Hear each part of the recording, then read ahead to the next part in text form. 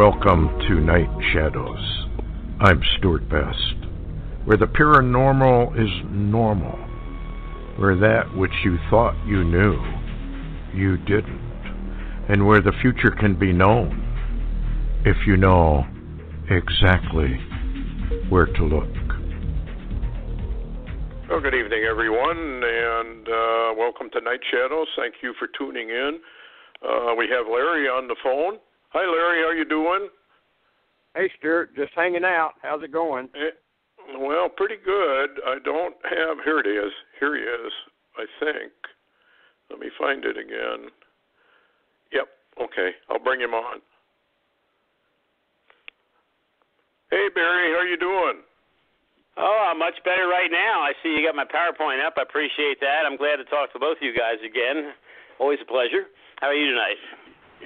Fine. And Larry's online with us. And Hey, Barry. Glad to have you on tonight. Thank you. Hey, thanks again for continuing to carry all my Torah Code stuff. Oh, that's what you've been working on is the most fascinating of all subjects. This business of time travel, portals, doors, whatever you want to call them. So where do we start? Do we know anything really about what time is or what space is? I mean, I've read up where scientists who are honest will admit they really don't know what either one is. What's your take on that, Barry? Well, sometimes you hear people say odd things like maybe we're living in a matrix because they can't figure it all out. So, yeah, there are a lot of people who are very confused about this. Science does not have, by any means, all the answers. We know or we believe that time, of course, was created when the universe was created, which would be about 13.7 billion years ago. What we don't know, although we think we can trace back to a tiny fraction of a second after creation, we don't know the conditions before. We don't know really why creation occurred. And so, yeah, we have a lot of mysteries here, and we won't understand it completely until somebody develops what's called the theory of quantum gravity. And that's something that, all the physicists who are into like particle physics or relativistic physics or whatever, some of the higher forms, they're all looking for it. Nobody's got it yet. We lost, unfortunately, Stephen Hawking today. I'm sure he was trying to come up with something like that all his life. But in terms of what it is, it's a complex thing that I will discuss with some of my slides. I'll go through these slides tonight. Would mention that for anybody that's listening in right now, if you're on the site, you should be able to see. I have 11 slides that I posted, and I see them kind of going through your site over there. So at least there'll be some vision as to or a portrait of what I'm talking about. Mm-hmm. But I started with an initial slide which I called "Back to the Future in Torah," and what I've been doing is an examination of whether future events were encoded in the Torah, and we're going to take a look tonight at possible physical explanations, and of course, there's always the religious explanation that we're going to look at too. But in terms of can we move in time, most physicists don't think so. In terms of moving backwards, forwards, yes.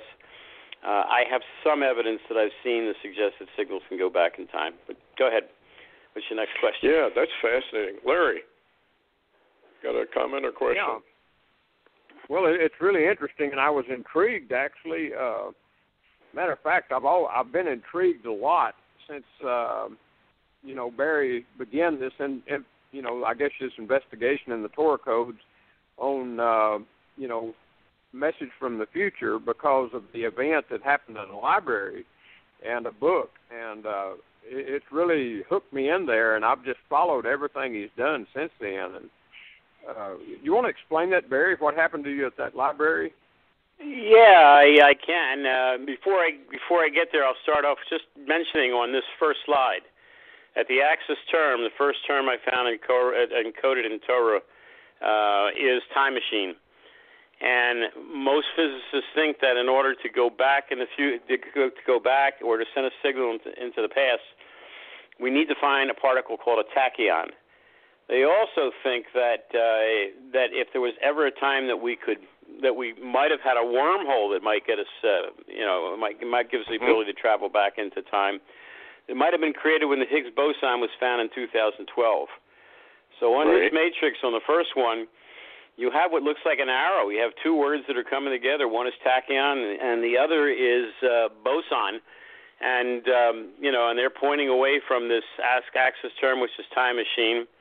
And under it, we see over here, in the end of days, which is kind of a fascinating thing to have over here. And who knows, if we have a time machine start operating, it might be the end of days. We might actually reverse time.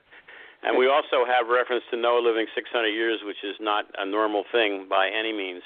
But in terms of the incident in at the library, and we're talking here about the Cape Canaveral, Florida library, I'm going to skip ahead to, this is going to be slide 6 if anybody wants to see it, wants to go to it, and you'll actually see a picture of the library and the spot in the parking lot where this incident occurred. On August, and I have to be careful, I'll warn you ahead of time. Larry, you've been through this with me before. I have to be careful not to give the actual man of the name of the man I gave. I'm going to give you close to it, but I'm not going to give you the exact one here because, A, he was a government agent as far as, based on what he said. And B, I don't want to drive the guy crazy with people going after him. And C, there might be a danger to me or to my son if I were to release his full name. So part of it is shown and part of it is blacked out. On August 1st of 2016, I went to pay my mortgage at Wells Fargo in Cape Canaveral, and then I went over to the library to return a book and to pick up another book to read for the weekend. And I remember that when I went in there, I returned a book that was Slant by Greg Bear. I'm sorry, I returned another book. I picked up Slant by Greg Bear in the library, and I just had looked at the inside cover for a moment to see what it was about. And I noticed it was about nanotechnology, which my son did his PhD thesis on, and it was also about artificial intelligence, which he uses, even today he's using it, for his research with linear accelerators and how to calibrate them and a lot of other experiments that he does. But he learned how to do AI at Yale during his postdoc, and at the time I picked up the book, he was not yet involved with it. So, at any rate, I walked out of the library. I had not been inside it couldn't have been too much more than 2 or 3 minutes, because I just walked in, dropped off the books, went to the science fiction shelf, scanned through it for maybe a minute, picked up this book, looked at the inside cover, looked good, and I was in a hurry. And I checked out the book, went outside. Maybe 5 minutes I'm in there. And when I came out of the library, there was a man who had parked his car 2 spots away from me, and the exact location of the parking spot is shown on this particular figure 6 or slide 6. And he looked at me, and he was positioned between his car, which was 2 spaces to the left of mine, and my car, which is unusual because if he gets out of the car in the normal manner on the left side and he's at the library, one would think he's going to go in the library. He would not walk around on the right side of his car and do what he did, which is to position himself physically between his car and my front door and my door. So he looked at me, and I was wearing what a lot of times I wear, which is a Coast Guard retired hat, and either a Coast Guard or a Navy shirt. I was in the Coast Guard for 24 years, and before that, the Navy for 10 years. And so I usually wear a ship shirt, one of 12 ships I've served on a lot of times, and that hat. And it has a way of bringing up conversations, which is kind of fun. And I enjoy that in my retirement. So the guy looks at me, he says, "Thanks for your service." So I said, "Okay, were you in?" He says, "Yeah, he was in the Marine Corps." So I said, "Well, thanks for your service. When were you in?" So he starts with Vietnam. And, okay, I'll swap some sea stories with a guy or whatever for a couple minutes, I figure. And as we start to talk, and he wants to know a little bit about me, I told him about some of my research. And then he brings up 2 of his primary interests, which were nanotechnology and artificial intelligence. I'm standing there with a book in my right hand on nanotechnology and artificial intelligence. And I thought that was weird, to say the least. I said, hey, heck of a coincidence. I just checked out a book on that. And we go on in the conversation a little bit more, and after a while it begins to dawn on me that this guy knows something about my research, both in Torah Codes, and it looks like also in Martian meteorology. I've got that Mars Correct website, and my son has a similar one. And so we go into that, and I gave him one of my calling cards, which has got a picture of the Mars Science Laboratory on it, and it's got my websites, and I list myself as being in the field of Martian meteorology. So he said his one of his favorite areas of study was meteorology, and apparently, maybe that's why he had found the site at some point. I was not 100% sure he sounded, but it sounded like, he was familiar. And after a while, I began to discuss with him the fact, I began to suspect the guy was government. Just this whole appearance like that this was not a haphazard meeting, that this was an interview that was prearranged. And I asked him a few questions, and at one point I told him that I was being closely observed by Fort Huachuca, except I didn't say it right. I didn't pronounce it right. I pronounced it as Huachuca. And he said, no, it's Huachuca.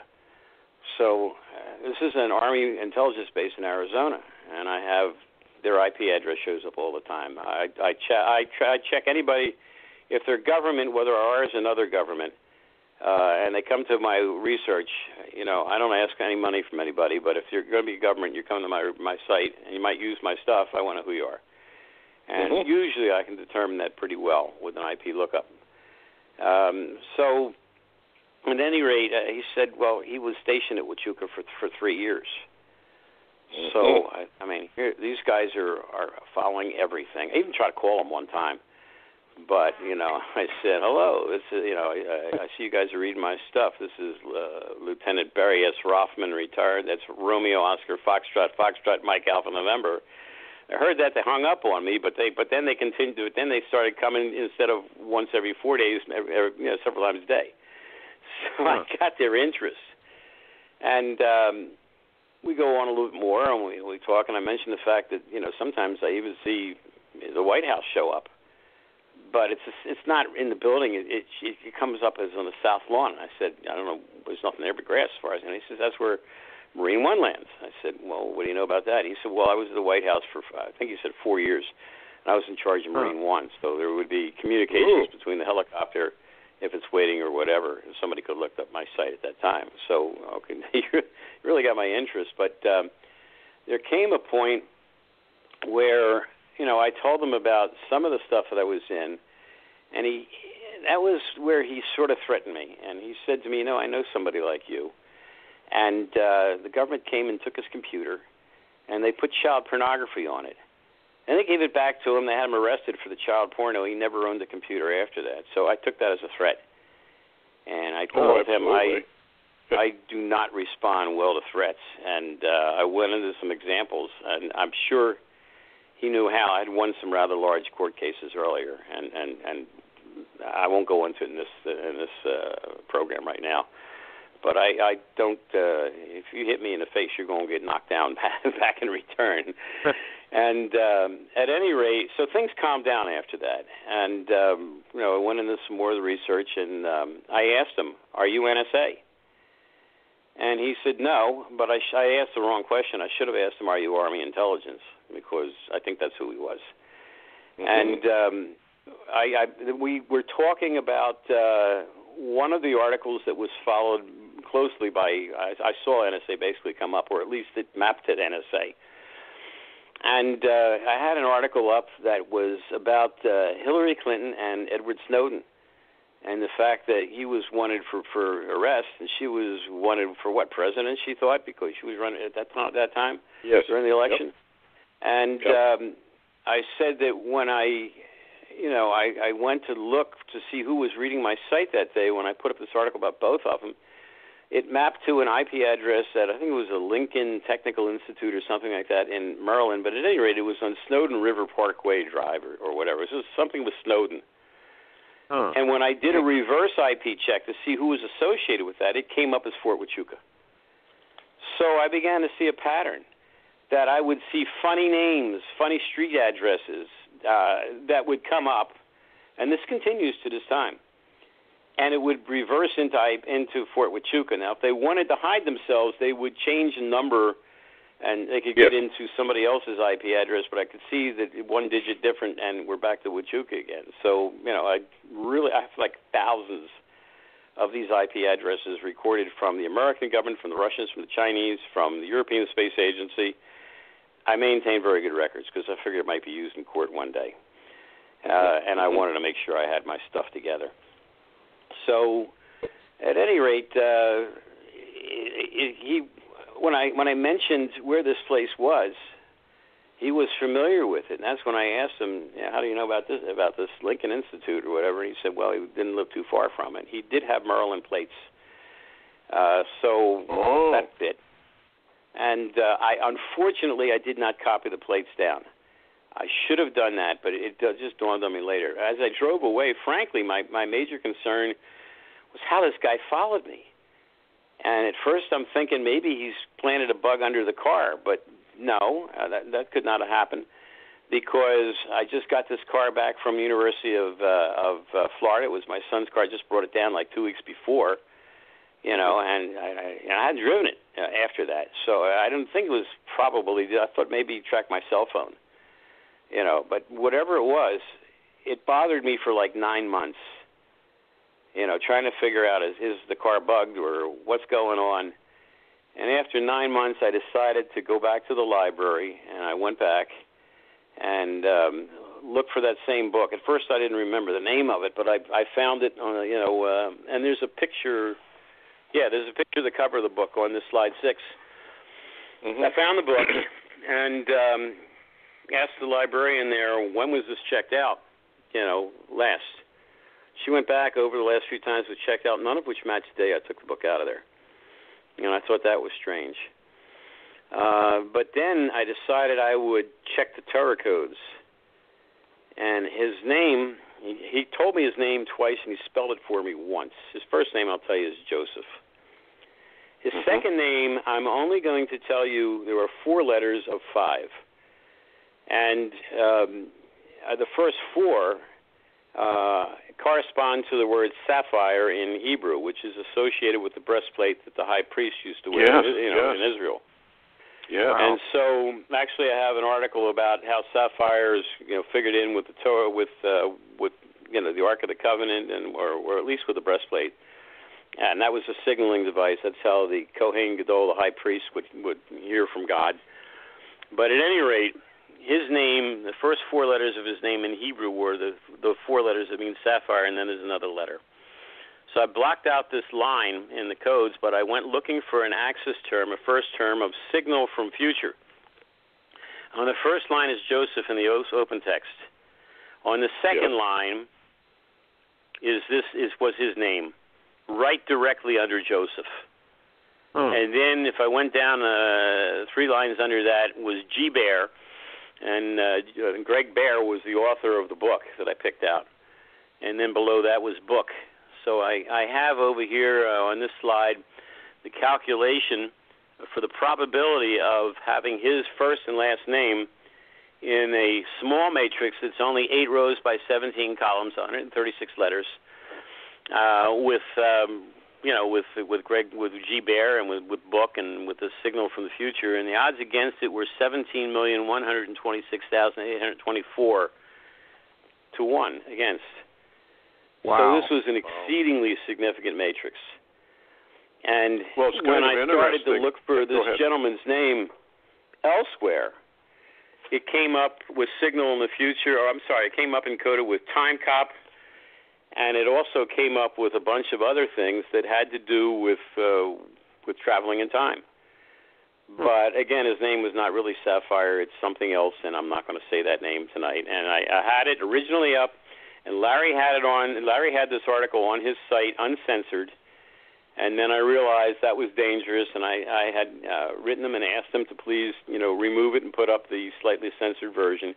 And thank you. I'm really grateful, Larry, for you doing that, because otherwise I'm sure they would have come for me by now. Probably you too.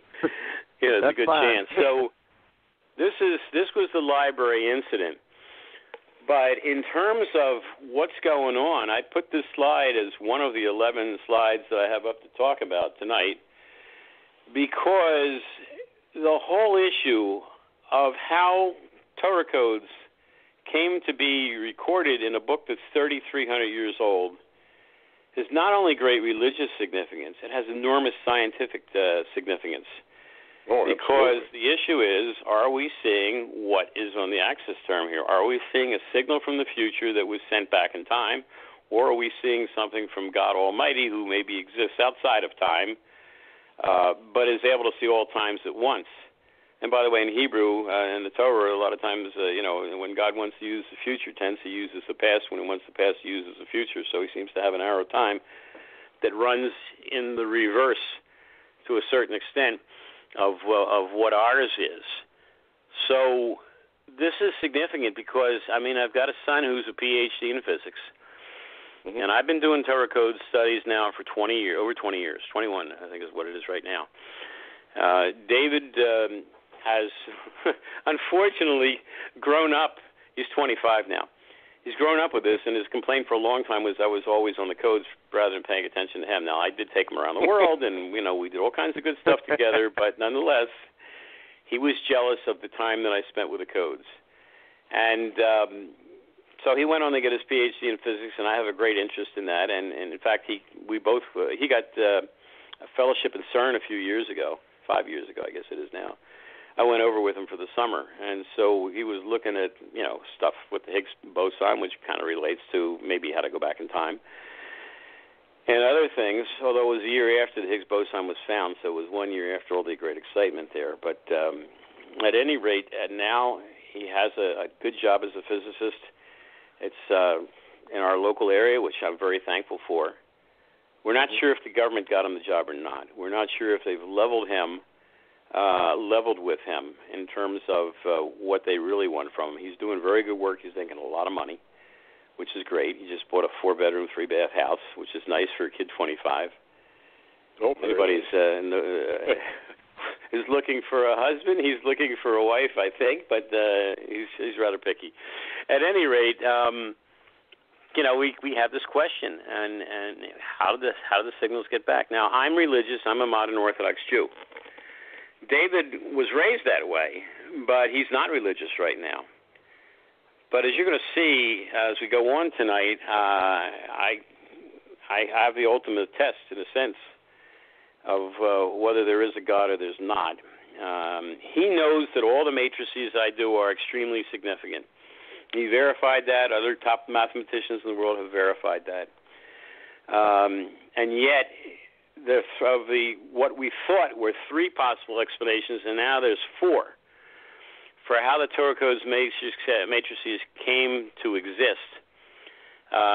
He doesn't like the religious one yet, and he's a stubborn guy.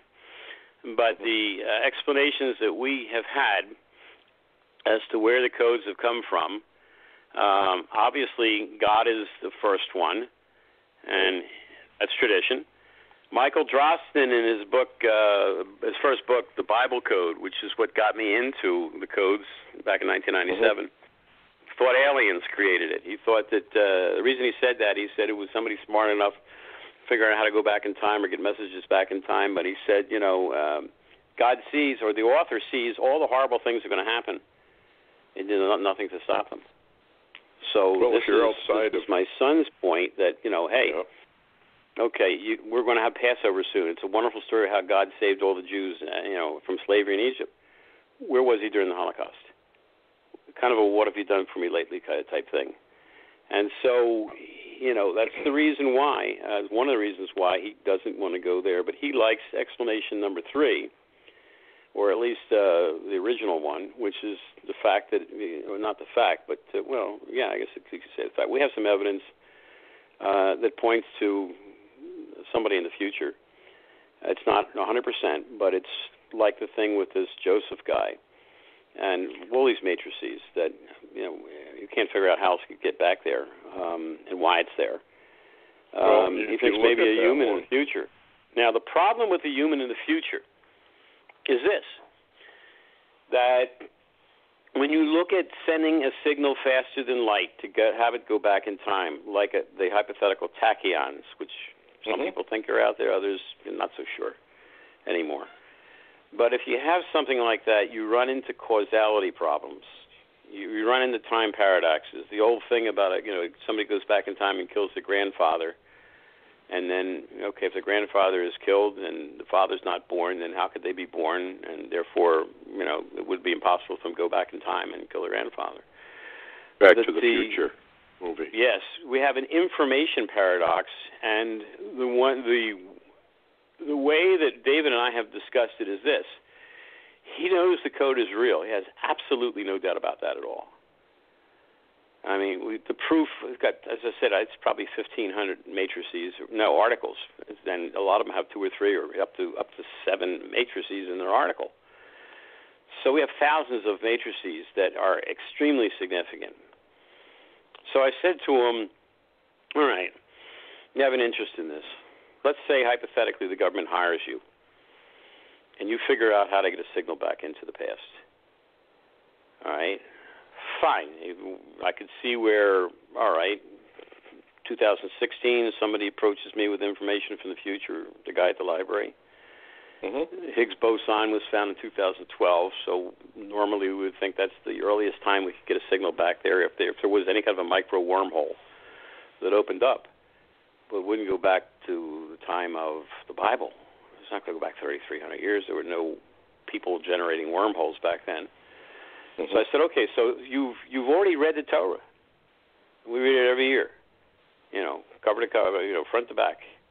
Mm-hmm. And therefore, if you sat down to write the story, you can't really be the author because you've already written something that's there.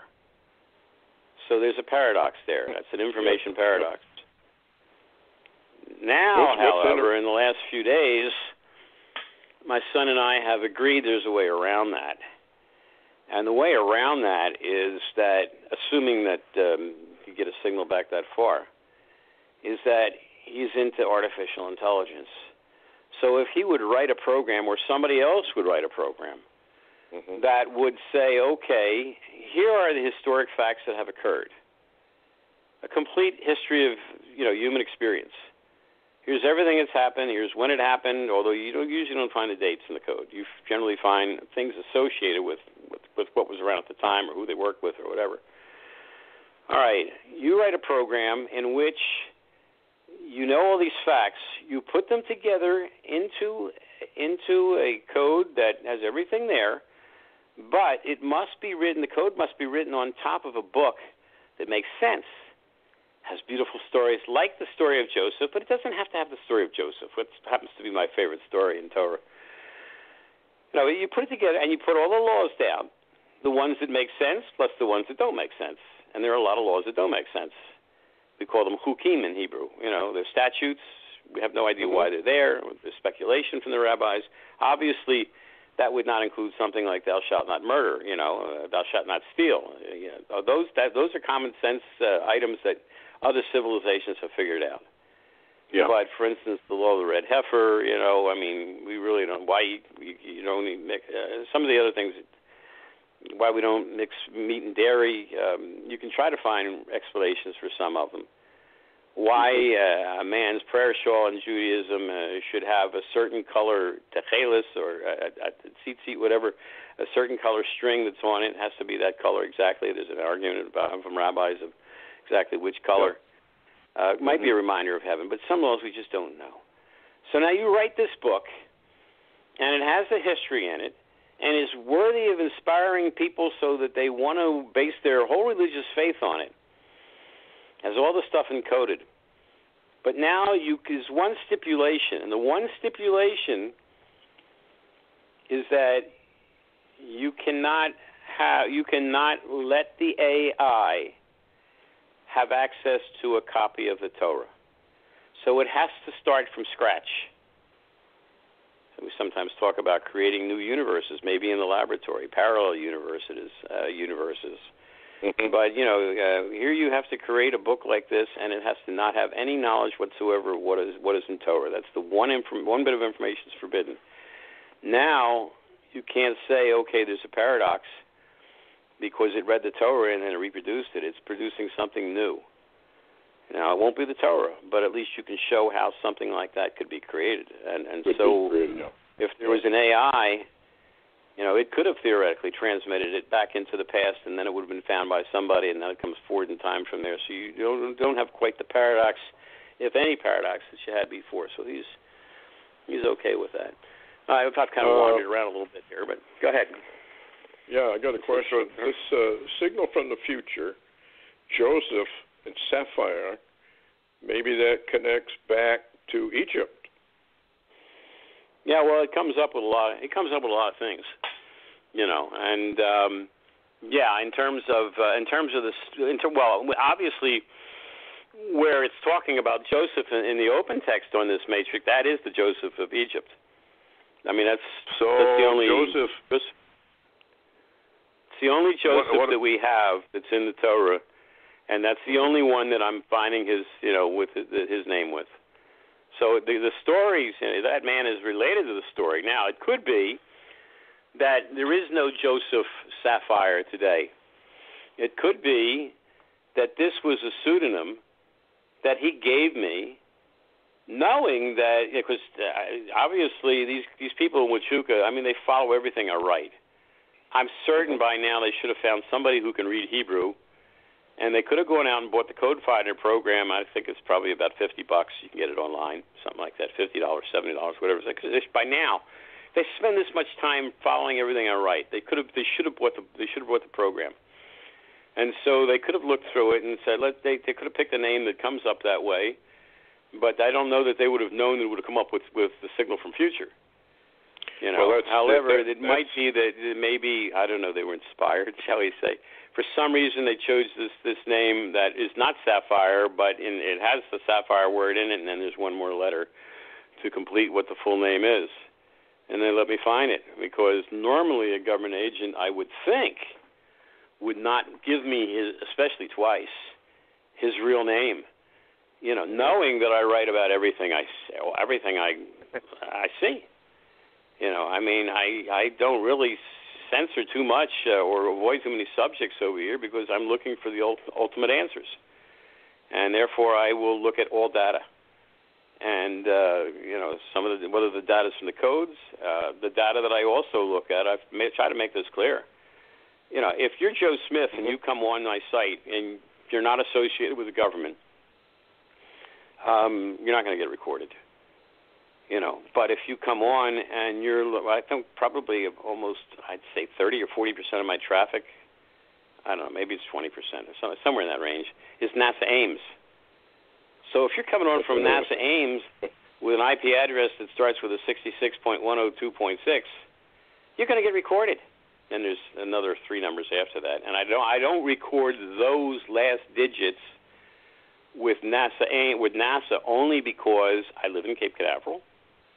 The people in my building here, if they're not retired, they work at the Space Center.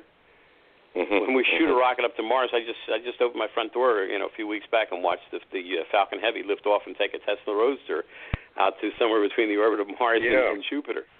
These are my neighbors, and I don't want to get them fired, and I wouldn't want to get anybody at NASA fired unless I can prove by name who it is that's lying about, let's say, what's going on Mars in terms of the weather. Those people, I don't really try to get them fired, but I'm certainly not going to be friendly to them. If they're putting out deliberate disinformation, I don't like that. I'm a scientist. I'm religious, but, so maybe I get some of my ethics from religion. I'm sure I do. But as a scientist, I have a very low tolerance on disinformation. I don't like being led on a wild shit. I was curious because signal from the future could be a warning from the future. And Joseph, just the 7 years of famine. And there are all kinds of obviously, that's the whole thing about Joseph. He could clearly see ahead in time. Now, his picture ahead in time was not perfect, even though he was a great prophet. Why wasn't it perfect? Because when he had that dream with the 11 stars bowing down to him, and the sun and the moon, the 11 stars are his brother. He's right. They all bow down to him. The sun, which represented his father, the same thing. But his mother, no. She never did. She died, giving birth to Benjamin. And so it was a fairly sharp picture, but it was not entirely sharp. Now, what I do with the codes is a lot less accurate than what he was able to do. So I can see things in many cases that are likely to happen, but there's a fuzziness that is described best with the probability tables that I associate with every single matrix that I pretty much publish. Mm-hmm. At least I have for the last 7 years or so. And you can see how the calculation was done. You can see exactly how significant each word was or was not.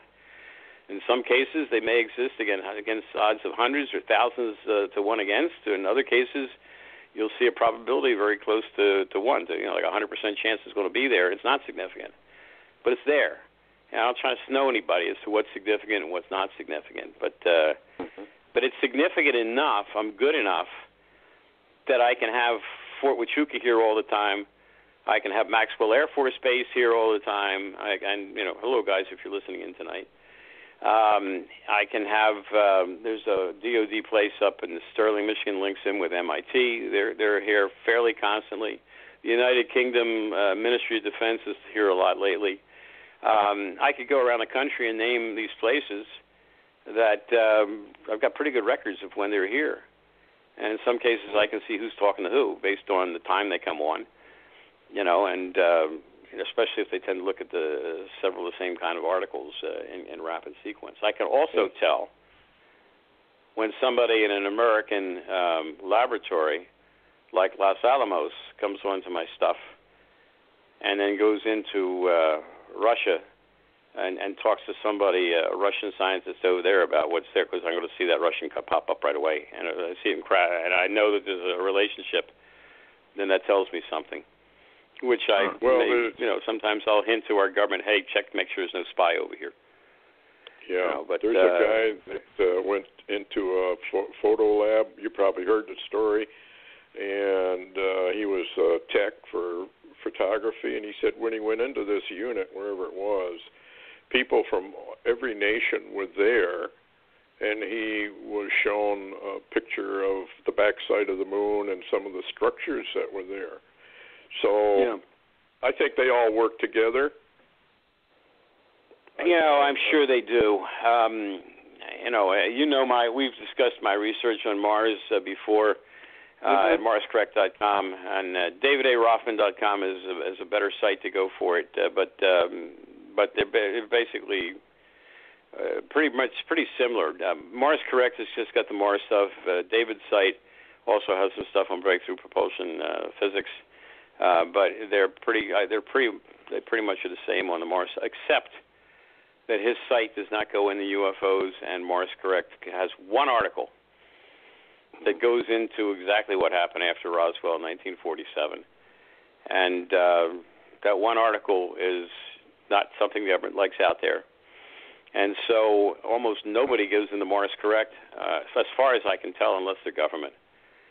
And it seems that either that or I know they play around with my counters and with my records.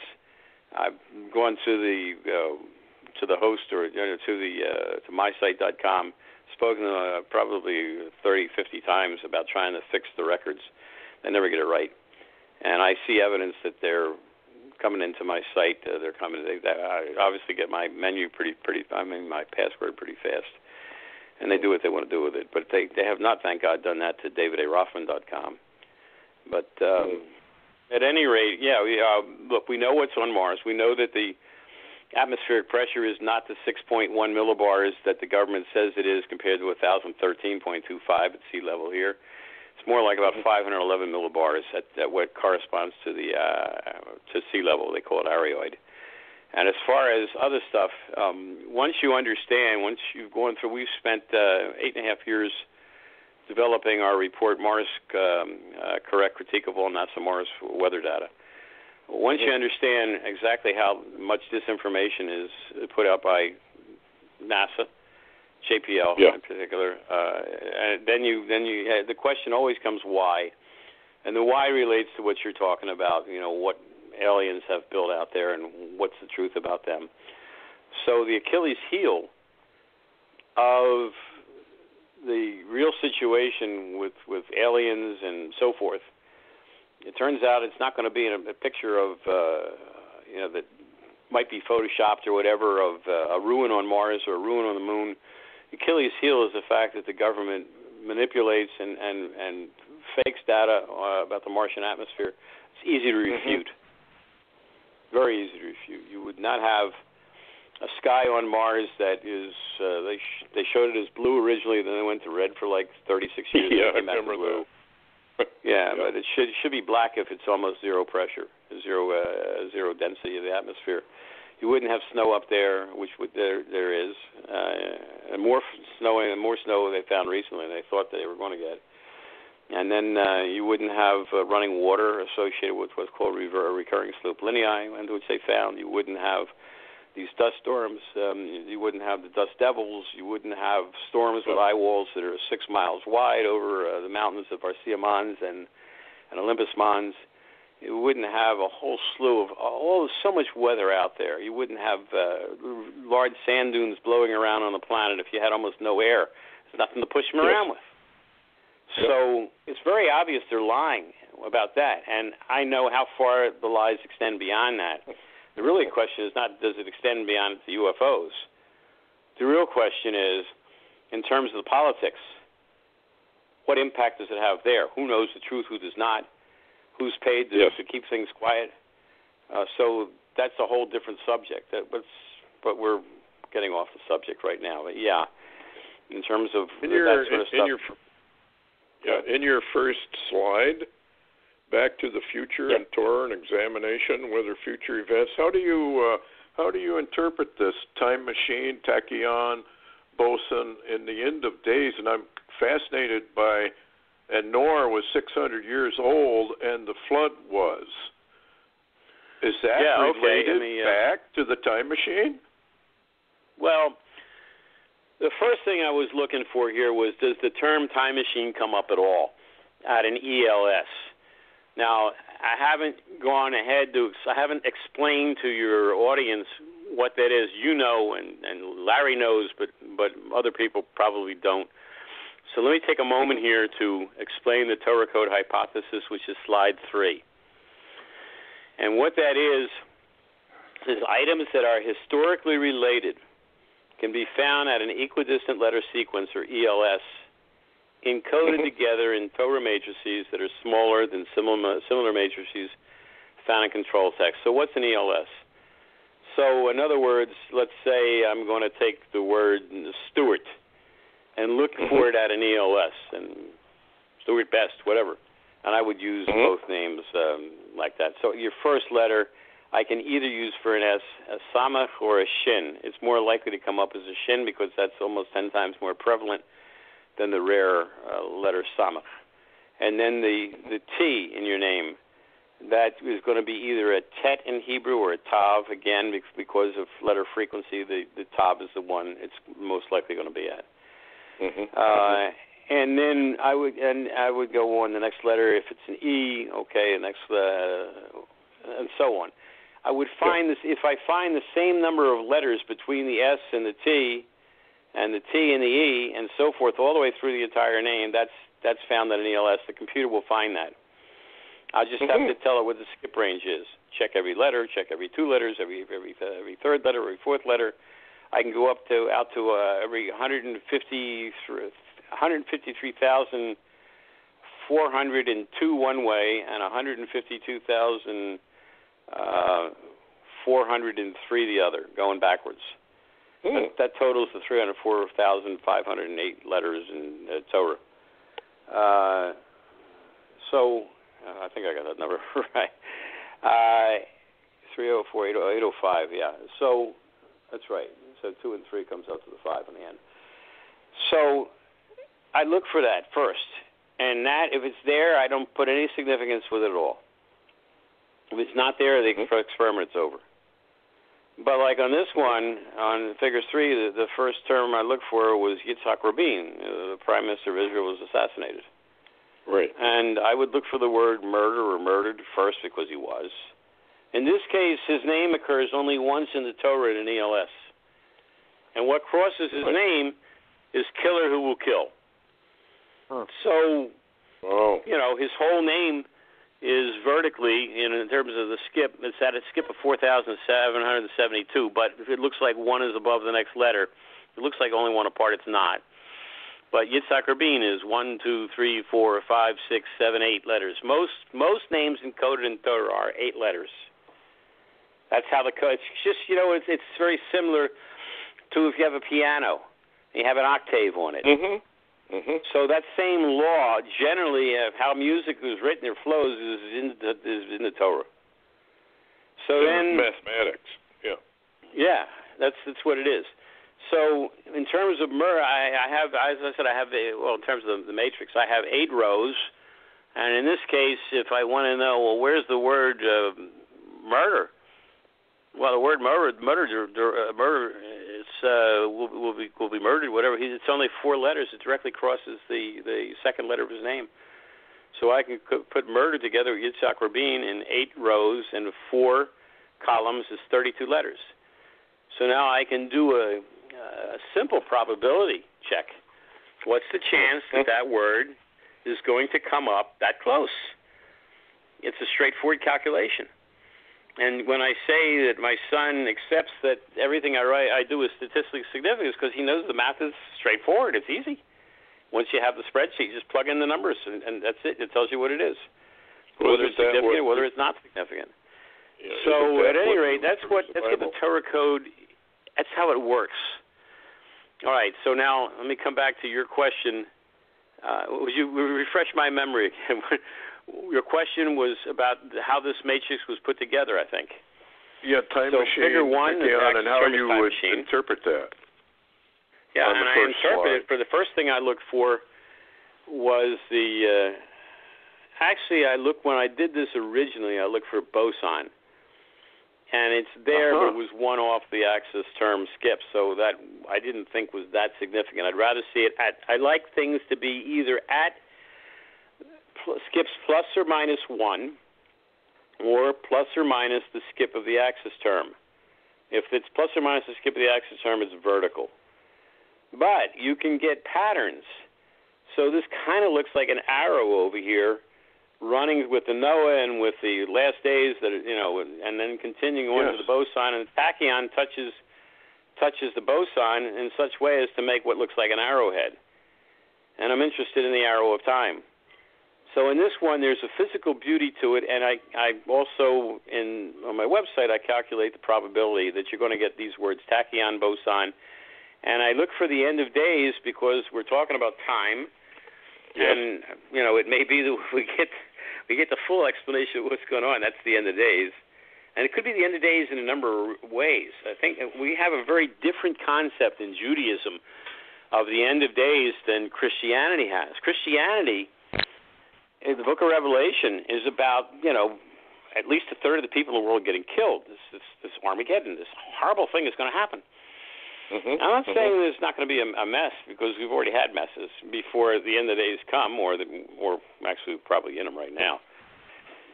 But I'm saying that what we look forward to in the end of days is the Messiah coming to earth. Now, the difference between Christianity and Judaism is you're looking for him to return, and we're looking for him to come for the first time. We don't accept the guy that came before, because we expect him to also end all war on the planet. And until we find somebody who ends all war on the planet, he hasn't qualified. It may be that your guy comes back, and he does that. In which case, you can make a point. But he's got to do it before. Jews are stubborn.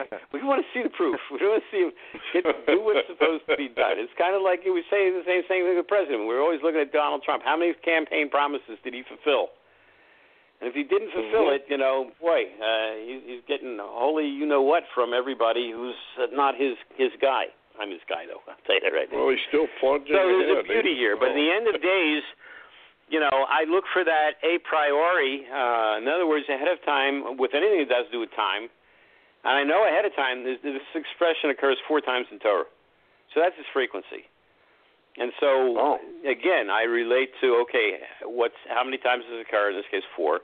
How large is the matrix? This matrix is 333 letters over here. So, again, I do the calculation. Now, that's a priori. Boson is a priori. Tachyon is a priori. In other words, those are things that I went looking for deliberately.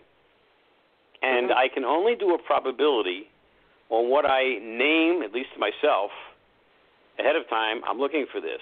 Now, the thing with Noah, it's fascinating. It has to do with time. But when I did the experiment, I did not start out saying I'm going to look and see if I can find Noah there. Therefore, when I do a probability calculation, I will not include Noah.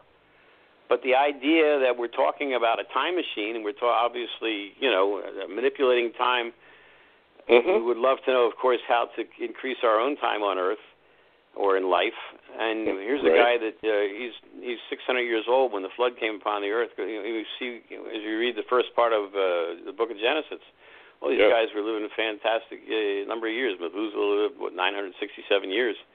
And then we see God bring it down to 120, and then the normal is more like 70, and this is my current age right now, so I'd like to see this extended a good bit, so that's got my interest. But, that's what I look for. Now, when I do the calculation, if it comes out that the words I'm looking for are at the skip that I'm looking for, then that weighs extra heavily in terms of the mathematical significance. Because if it's not at that skip, then I will figure out, based on a matrix of so many rows and columns, how many ways can you fit that word in? I have a formula for it called the Roffman skip formula, and there are skip tables on my site that allow you to see exactly how many ways that word can fit in the number of rows and columns and be encoded. And then I look for that term in the control text, which is, in this case, it's the whole Torah. But I'll look for it to see what's the frequency at that number of skips. So if I see it can occur 100 times, and I see it encoded at skip 500, then I'll look from, or 501, I'll look from 501 to 600. Those skips, how many times does it come up? Get a frequency and then apply it to the area of the matrix, a number of rows by letters, and I'll get a probability that way. If it's a skip plus 1, best case, like here over here and here in the end of days, then I only use the frequency of skip 1. If it was a skip minus 1 or at the skip of the axis term, which in this case for time machine is 67,088, then if it goes at that skip, then I'll look at plus that skip, minus that skip, and also plus 1 and minus 1, because those are the 4 special case skips, to get an idea of what's the probability I found at a special case skip. So that's figure 1. Okay, next question. And by the way, I see we're up to 7:52. I told you I might want to go towards to an hour and a half or so. You got a show scheduled for 2 hours. I don't know. Do you have anybody else scheduled to come on? No, but you can stay as long as you want or drop off whenever you have to. Okay. But we'd love to have you stay. Right now, we're doing fine. I think, given the number of slides I have. So what's your next question? Well, I was wondering about this time machine tachyon boson. I always got the impression from reading what everybody said about CERN that that's exactly what they were actually looking at behind the scenes, that they were looking at Okay, I'll tell you what I know and I'll tell you what I don't know. All right. Okay. Having been at CERN, I was given the tour of the place with, of course, my son was working there every day for a couple of months. In, I guess it's 2013, it's 5 years ago. They found the Higgs boson the year before he went out there. They found it in 2012. And then he was still doing some related research on it. He was also working on something there called the Large Hadron Collider, the LHC. And, but his part of the thing and everybody else, they have a very small thing they're looking for, a little dot over here, a little dot over there. In terms of the overall political scope of the thing, they don't tell them. And so there's speculation by a lot of people. But this is like when we built the atomic bomb. And most people who worked at, out west, or even at Oak Ridge, Tennessee, where the bomb was built, most people did not know what they were doing in terms of the whole thing. They had a little piece of the puzzle. Figure out how much pressure is required here, how to get circuits working the right way. This is what goes on in the space program today. This is what goes on in NASA. So, for instance, there are many, many people that live in my condominium that work there. A lot of them, they pretty much all know what I'm doing and what my research is about. Most of them, if they've seen my stuff, it's because they came over to my apartment, or I gave a general presentation in the clubhouse or something like that. But I tell them, do not go online and call up my site because, I'll see it and I'll record it as a NASA hit. Even if I keep off the last couple of numbers. B is the government will know you've been here, and it could endanger your job. So don't do that. If you want to know, just ask me at the pool. I'm more than happy to tell you whatever you want to know. But they don't really know. So I mean, like one guy will come and he'll be working on the Orion capsule, that we're supposed to use for this the SLS, the Space Launch System. Now the question is, are we really going to have that completed, or is it just going to be Elon Musk's super heavy Falcon that's going to do the job? Another guy here was working until he retired about a month ago in the VAB, the Vehicle Assembly Building. And so, he would be picking up these large rocket boosters with a crane and moving them around. But he didn't know any more than that, Other guys are doing legal things, but everybody's got a little piece. But the whole picture... Yeah. And that's why I find it interesting that Ames is here all the time. The other people I've seen from NASA here in the past week, NASA Houston, NASA Hampton Roads, there's, I guess it was Goddard Space Flight Center in Maryland. NASA, there's a NASA thing up in, I believe they have a site in Montgomery. Sometimes there's a lot more than I would have thought. Of course, JPL comes, once in a while too. But Jet Propulsion Laboratory. But they come and they. But the strange thing is they don't just read what I write about Mars. And the page, the report, Mars Correct, Critique of all NASA Mars weather data. That's over 1,000 pages long. They come and they read the Torah Code stuff, and some of the Torah Code stuff is about Mars. So, but they also want to know what I write about every political incident.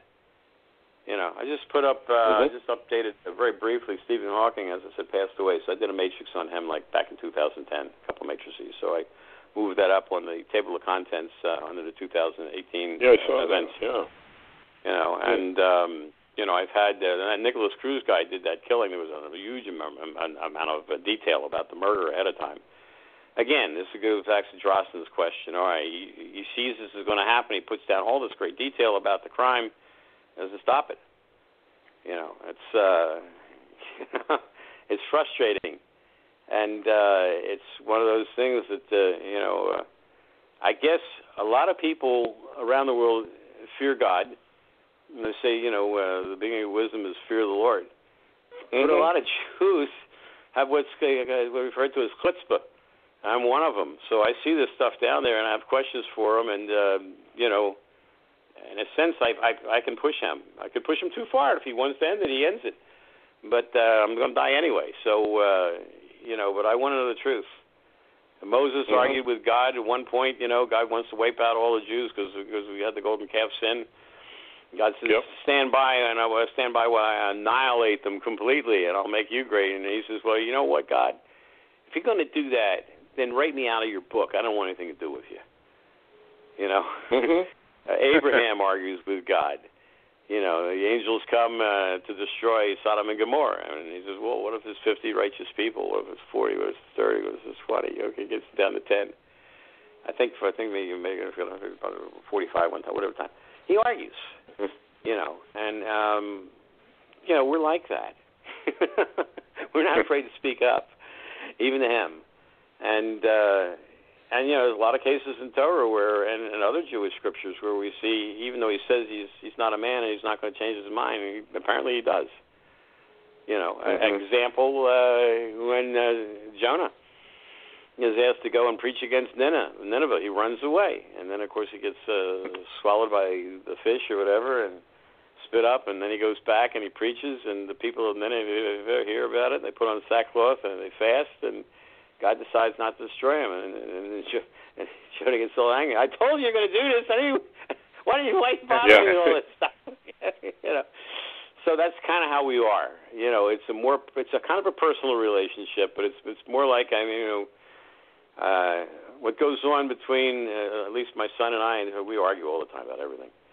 So it can be like a father and son arguing sometimes. And, sometimes I put up more stuff from David than I would from anybody else because he's my son.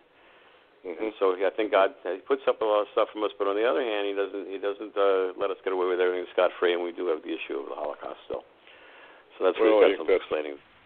Yeah, I think when Noah and the flood in that particular thing you read. Yeah, even that whole thing about him killing everybody except for one family. Yeah. We say that the Torah is the blueprint for the creation of the universe. You get into a paradox with that. How can God be angry at Noah's generation like he didn't know what's going to happen when he wrote the book at a time? So he had all the answers. So instead of, and this is where I get angry with God, and where I'm trying to push him to a certain extent into a certain action. I get angry because he does. If he's our Father, then for a father to be effective, he has to show himself.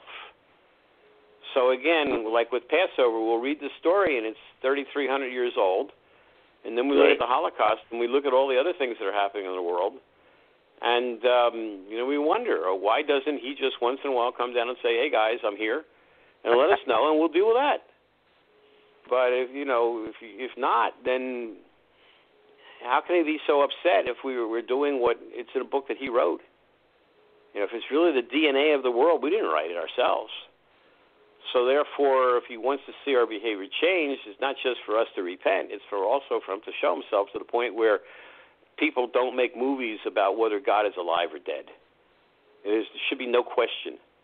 Now, here I may be getting to the end. It's about an hour, so I'm sure you have questions. But I'm going to move towards where this takes us before we talk about any physical mechanics of time travel. And I can talk about that a little bit. So we're going to go now to slide, I think it's 10. Let me go down here. Yeah, slide 10. And here the axis term is return the shadow. So what's all this about? The question is asked up top, can God prove he is the author, and I mean the author of the Torah, by reversing time to bring the resurrection? Now, while I've mentioned a few things that Jews and Christians disagree about, we both, if we're religious, agree about the fact that there's supposed to be a resurrection of the dead. Absolutely. Even the Muslims accept that. As messed up as they can be sometimes, but they still have that in their book. Yeah. And so here I'm saying, can he prove it? By reversing time. And we'll go back and we'll take a look at another matrix on the arrow of time. In fact, I'm going to go back to that one where I think I put that in the slide.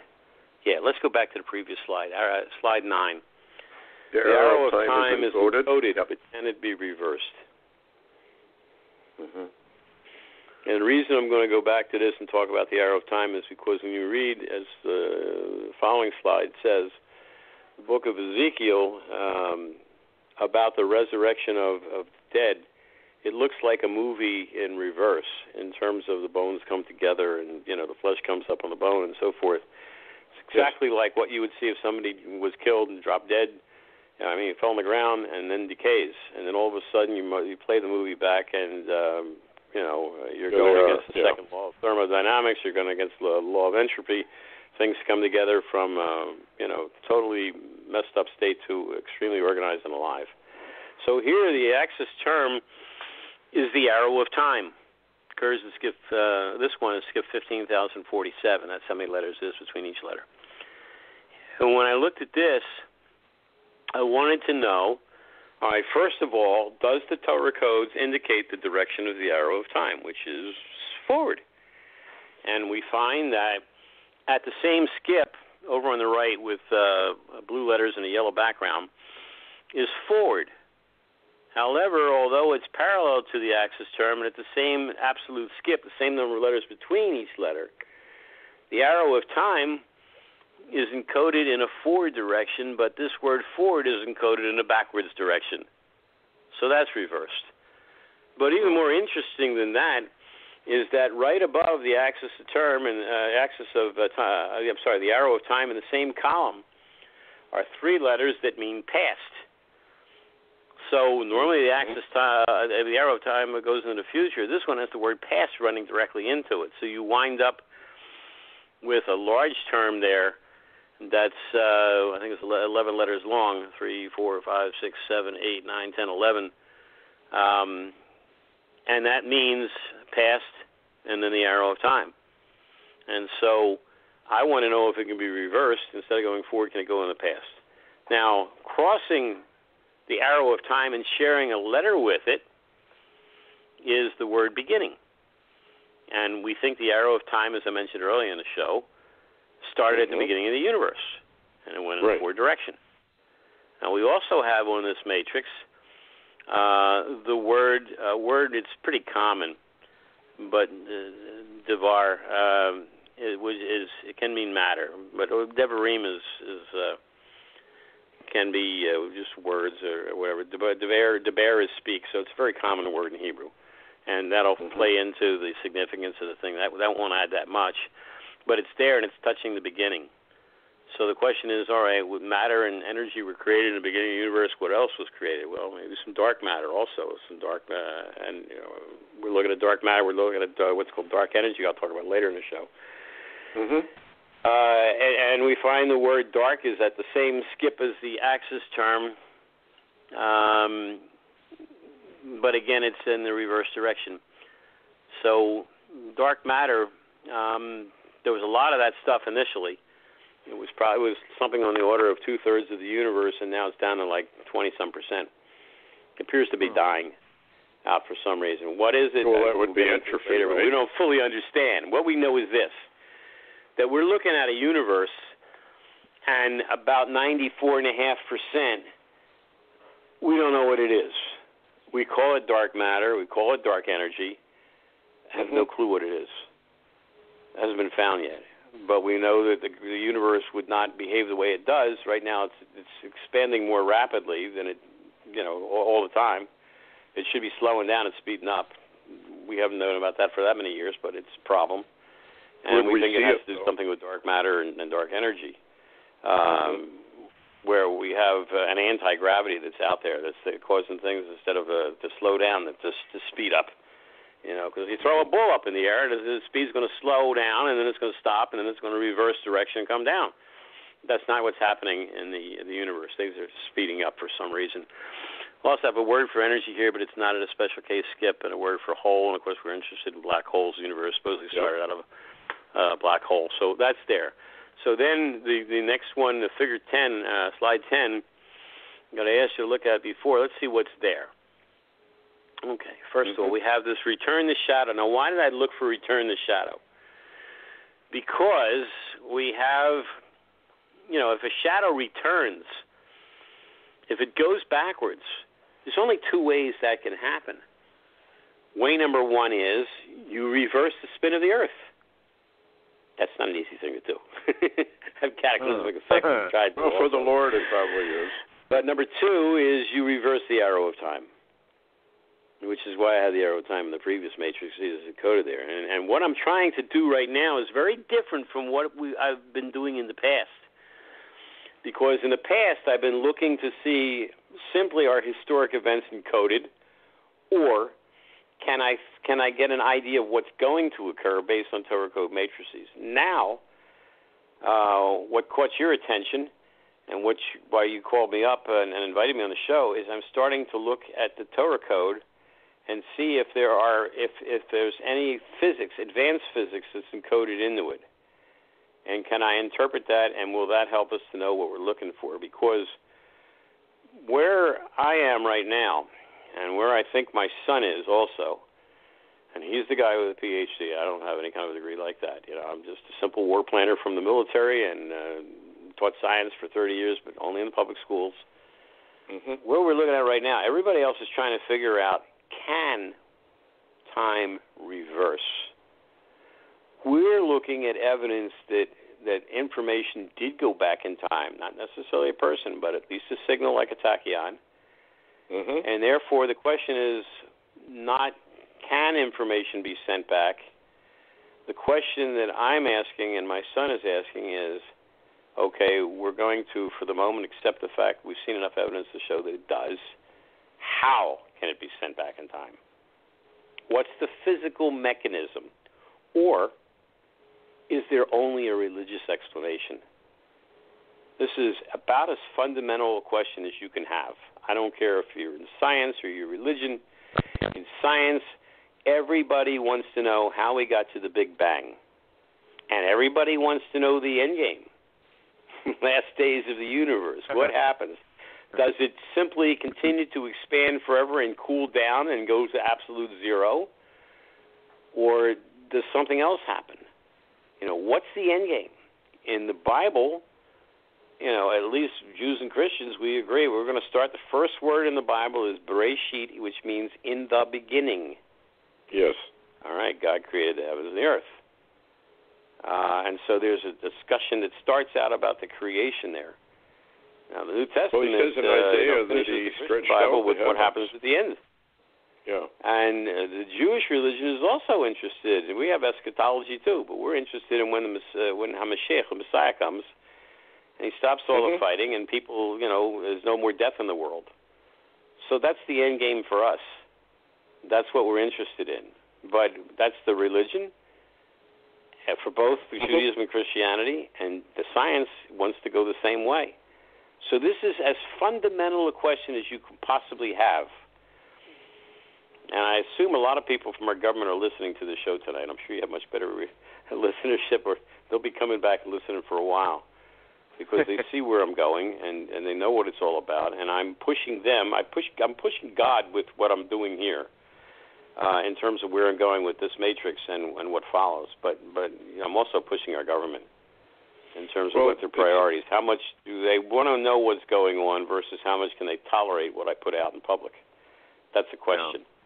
God forbid anything happens to me, and I don't go the way of normal flesh, you got a pretty good idea of who is involved if that happens. And we even have names that we can bring to bear if we have to over here, or somebody can. So here we have Return the Shadow. Now, what does it run into? Directly, it touches the number of years like the days. So when you talk about that, the concept of a time machine, if you saw the first Time Machine movie or the later one, you remember I like the original movie. Yep, sure. And there you see, he's sitting in the machine, and the days start to go by. Every few minutes is another day, and then the seasons go by, and the years go by, and you see the model across the street. The clothes come off, and then the skirt lines get higher all the time. And then suddenly there's a war, and so he stops to see, actually a couple of wars. He stops to see what's going on. But the years go by like days. So here we have a comparison over here, the number of years like the number of days. And we have a concept of time right here touching this. Now, then we look at what is said over here in the Bible. And we have in 2 Kings, Hezekiah answered, "Let the shadow return 10 degrees. And Isaiah cried unto the Lord, and he brought the shadow 10 degrees backward." Backwards, yep. So I ask, in conjunction with that, to the left of that, is the secret of resurrection based on the reversal of time. So here everybody's had this idea of resurrection in all these religions. Now I'm using the Torah Codes to answer the question, how can that happen? And I'm seeing the shadow going back, and I'm seeing what else is here? I'm seeing this days and years the same, like one or the other. We find on the very left side of the matrix, that Isaiah is encoded the same exact absolute skip as Return the Shadow. And that's not to be expected. And we also see on the right side in purple over there, we see resurrection, and then we see at skip 1 Hezekiah. But I'm talking Hezekiah in the green. Hezekiah Here it says Hezekiah answered. Well, Hezekiah was not around at the time of the Torah being written. So to find his name in skip 1 in Torah is extremely surprising. And we have Haman a special case skip, we have Isaiah a special case skip, we have Resurrection 1 skip off. But 1 skip off, even though I don't count more for it mathematically, if it's 1 skip off the axis term, the letters will all appear touching each other except they'll be in a diagonal. If it's more than 1 skip off, then that won't happen.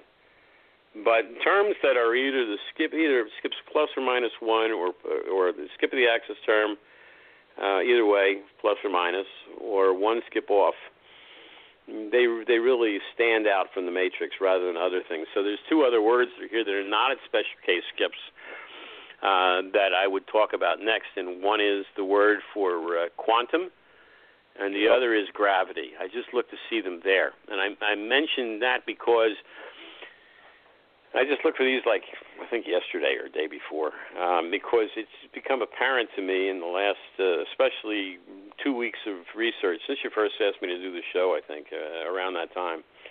And I said I had a book I wanted to read on it first on time travel and on warp drives. Mm-hmm. That the physicists get lost, that they can't go any further without a law of or a theory of quantum gravity. And so that seems central to mastering the physics of how to go back in time. So I went looking for these terms, but as I said, they're not at really significant skips. I'd have to pull up from my general site the exact spreadsheet on this. This is a very significant matrix, though. So, at any rate, this has got a lot of stuff over here. There's also a word backward that comes in and touches these terms, touches quantum, and also touches a number of years like the days, touches that. But that's not a special case skip, so I'm not going to get too excited about that. But I got out of here what I wanted. Hey, you got reversal of the shadow, and we have the 2 guys that mentioned association with it. It's special case skips, and we have resurrection there. So now it'd be probably more dramatic if I waited to the end of the show, but you've taken me here right now, so I'm going to go there. We'll go to the last slide. And I'm going to ask your audience to indulge me for a moment because I'm going to read the pertinent section from the 37th chapter of Ezekiel, which really gets to the core, and this is the ultimate test for someone like my son that's had his religious ideology challenged. And, he's had a challenge because we've spoken about Mars in more detail before, UFOs. He knows all that stuff. He's seen stuff, he knows stuff like I do that he shouldn't, but he does. And therefore, he has the right to question the very nature of the universe and how we got here, and he does. And this is my answer to him. And actually not my answer. This is, I guess, God's answer, you could say, because it's in our Bible, and it addresses the issue specifically. So it says, the hand of the Lord was upon me. And the Lord cried out, the Lord carried me out in his spirit and set me down in the midst of a valley. I got to make a correction, a typo correction here. It says of a valley. And it was full of dry bones. And he caused me to pass by them round about, and behold, they were very many in the open field, and lo, they were very dry. And he said to me, Son of man, can these bones live? And I answered, I say Ezekiel hadn't seen bones come together before. Then he said to me, prophesy over these bones and say to them, O you dry bones, hear the word of the Lord.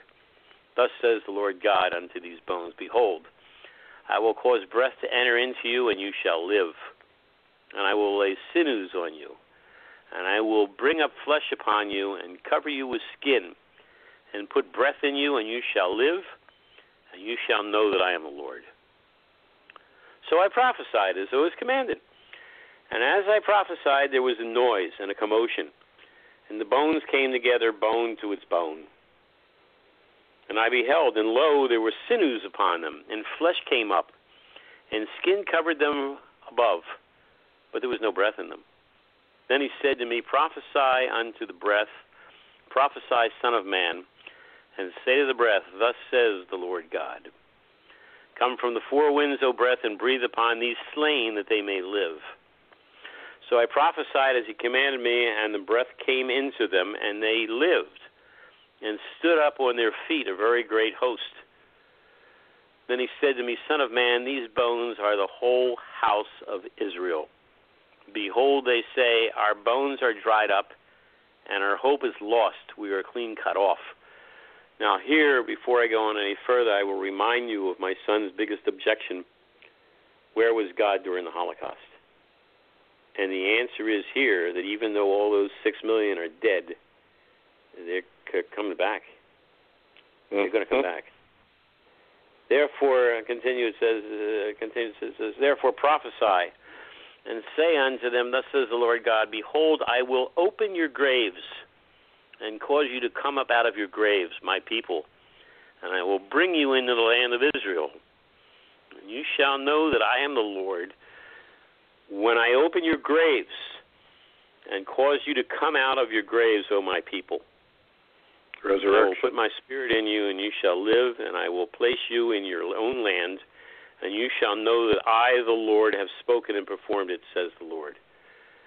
So what God is saying is that he accepts the question, but the answer to the question in the end of days is that he will open our graves and cause us to come back to life. And those of us are dead. So when I say to my son, if you see this, will you then accept God? And although he says, well, I want to know the circumstances, he still tries to be stubborn. But basically, the answer I can hear him say is yes. That if he sees this happen, he sees all these millions come back, that will be sufficient for him to say, yes, there is a God. And he does this. So this is what it comes down to.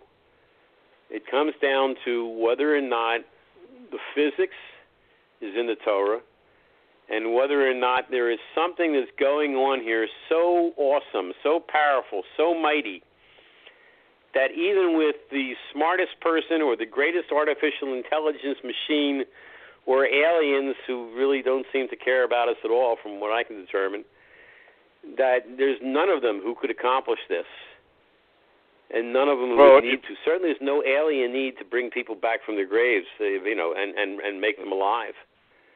And in terms of anybody from the future, normally you would think, well, hey, you got overpopulation problems, so they don't want to bring too many people back, because where are you going to put them? And the answer is half the time I think is sitting right in front of my apartment over here when I watch a rocket take off for Mars and then Cape Canaveral. We can put them on Mars, we can put them on other planets. We have the universe to populate. There's plenty of space out there, for us if we put aside things like war that we're we're wasting all our money on right now. So this is the ultimate answer that's over here. And taking an hour and 23 minutes to get to this point. Yeah, I've got the questions, but that's basically where we're going. I haven't talked yet about any of the physics. I can tell you, if you want, what we know and what we don't know. But do you have any other questions before I go there? Well, no, I was just going to say, if you go to Isaiah, you get a lot of the answers right there in the prophetic end of things. I think a lot of these are answered. In fact, I'm seeing a continuity of what you have found in various ones you've done. It almost like it's a story that's all connected together. There's a lot connected. And when you mention Isaiah, I kind of know where you're going to go, or where you would go if I was not Jewish. Obviously, a lot of the Christological verses, or a lot of the verses that Christians try to put significance into, are found in Isaiah, which is a Jewish text. I do have on the first page of artcode.com, the religious site, or the Torah Codes site, I have a link there to my study of the Dead Sea Scrolls, the Isaiah Scrolls in particular. And I show how you don't always get in an English translation what was written in the Hebrew. So if you're not, and the Hebrew is also, unlike the Torah, the Hebrew in Isaiah has changed from the time of the Dead Sea Scrolls to what's out there right now. So you have to be very careful about that, and I address that in great detail. And we're going to go into that in this program. People are welcome to look at what I say in the Dead Sea Scrolls, and it will address every issue that the Christians have. But one I would point to, and there's a translational problem, is that like Isaiah 9:5 to 9:6, depends on which translation you read, is how the verse is numbered. But it talks about the Prince of Peace. And both religions recognize that as being about the time of the Messiah. So there's agreement on that. But, the time is not agreed to as to what time that is. And some of these things may pertain to Hezekiah, which, in fact, was on this previous matrix we just discussed. Mm-hmm. But, I lose my point over here. I was looking at any rate, when you look at you can kind of see our point. Yeah, I know where it's going. On the 9:6 thing, Isaiah 9:5, 9:6, the major point is that we believe he's got to bring the peace. Mm-hmm. That's absolutely what I was essential. looking at, because we're talking about time, is Isaiah 42:5, where it says he created the heavens, stretched them out, and spread forth the earth. Then in 45:12, I made the earth, I created man upon it. Even my hands have stretched out the heavens. So we know then that time and space are connected in some way, and he's the one who created. That's why we have what we refer to in physics as space-time. I was going to put a slide up about this, and in fact, I might even have on my own computer here right now. I don't know if I have. I thought I had opened something that had it on here at some place. But if you think about where did I put it? If you think about what a giant letter X would look like. There is on the top of the X that represents the future, or which is time-like space, we call it, and then there's I think space-like areas also. The bottom of the X is going to be the past, and then the question is, can you go back and can you connect part at the top that's off the line of what's supposed to happen with something on the bottom? But yeah, we talk about space-time in physics, and when you have it, and space-time is curved if you're in the area of a large gravitational field. And when you have the curvature begin to become apparent, that's when you have the possibility of time travel that arises at that time. Now, in terms of curved, if I walk out to the front of my condo and I look out at the ocean, I see what looks like a flat line on the horizon. But I know that if I get in an airplane and I go up 20 miles high, I can see the curve of the Earth up there. Yep. So space is a lot like that. We talk about flat space, and we talk about curved space. And if you're just talking about flat spaces, it means that you're not in the area of a large gravitational field. But if you are, then it's like taking a bowling ball and throwing it onto a sheet that's being held up at the four corners. The bowling ball is going to sag down. So while the sheet may have been flat to start off with, you put that great weight there, that great mass there. Now it's going to curve down. And so we have distortion. Space behaves like that in the behavior, in the area of large gravitational masses. If you get extremely large, that's when you get into areas of, is it possible to in a sense go from one time now to what's been before, or to some time in the future? Depends on exactly what's involved. Now, I will tell you that for the most part, physicists, they're not there right now in terms of what they need to know. But they're talking about terms like negative energy, negative matter, dark matter, the tachyons being, then the question is, do they have mass? Do they not? Tachyons, they have imaginary mass. It doesn't mean somebody makes it up. It means that when they do the math, you wind up with a square at one point that equals a negative number, which, you can't, that's an imaginary number. But that doesn't mean it may not exist. It's, there's weird things that are going on over there. Negative energy. You have to ask with all these things. Do they violate the second law of thermodynamics, which is law of entropy? So, in other words, normally you have things going from ordered to disordered with time. Right. And so, second law of thermodynamics states that total entropy of an isolated system of particles can never decrease over time. So, if you are going back in time, you're going from a dead body to a living person. What's going on? You're getting something with less with less entropy, less things being messed up and all apart. You're getting something that's very organized. So therefore, they say that you can't do that. But apparently, there are a lot of ways, depending on what's going on with quantum gravity, that it could happen. So negative energy. I've always, Go ahead. I was just, in Genesis, it seems to imply that the actual curse is entropy, or the second law of thermodynamics. And that may be lifted at the end. Who knows? You're talking about when we're told got to die at some point. Yes.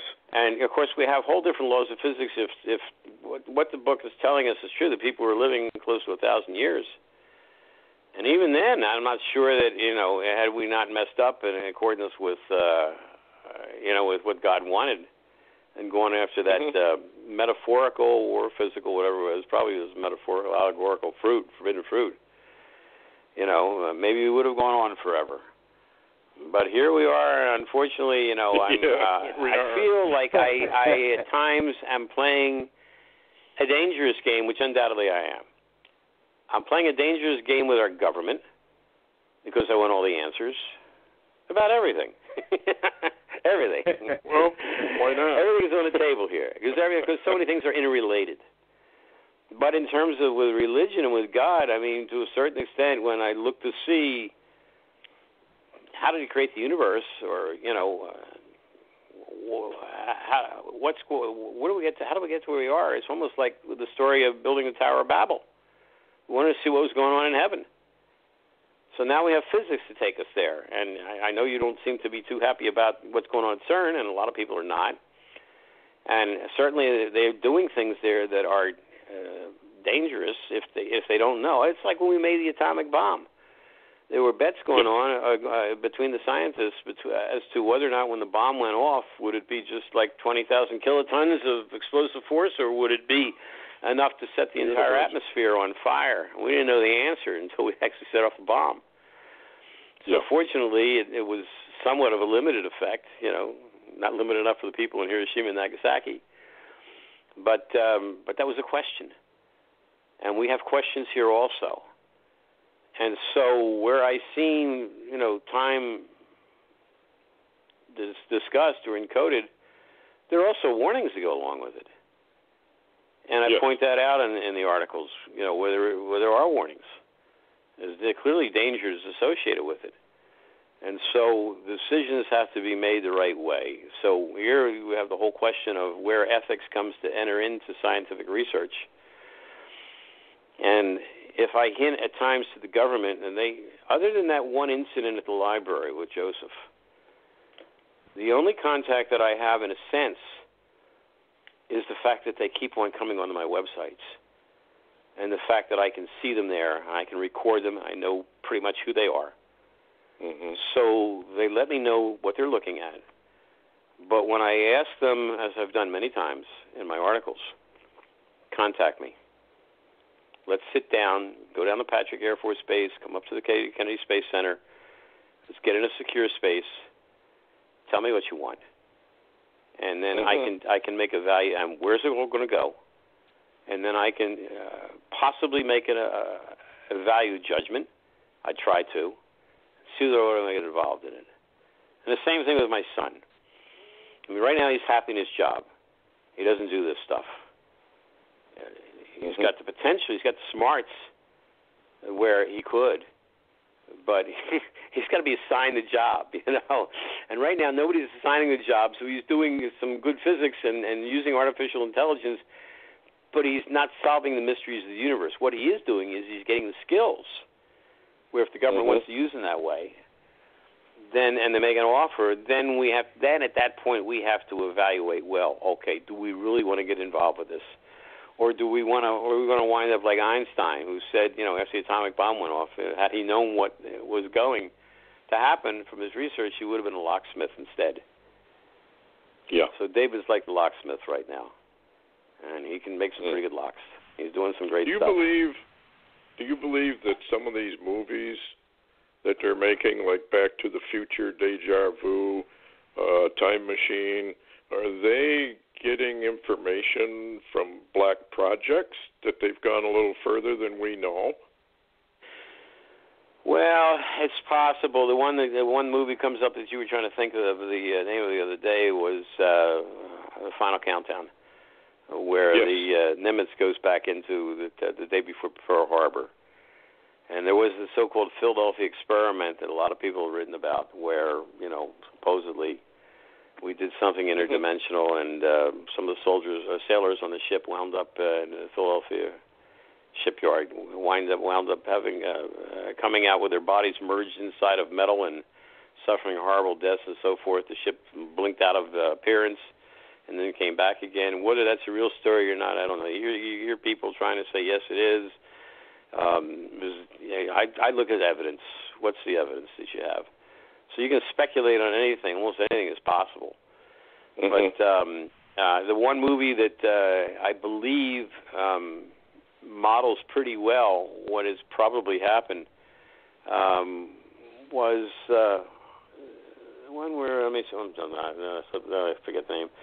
The one where the aliens come down and we do an exchange at Devil's Tower. Yes. Yep. I don't know. I don't remember the name of it. Yeah. Close I've got it in the Encounters. other room someplace. Close Encounters. Yes. What was it?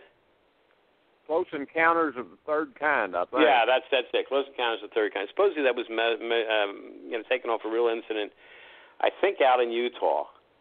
Occurred someplace. I've heard other ideas about where it occurred, but I would imagine. I think I'm pretty convinced that. Well, I've got evidence that we've been messing with this stuff for a long time.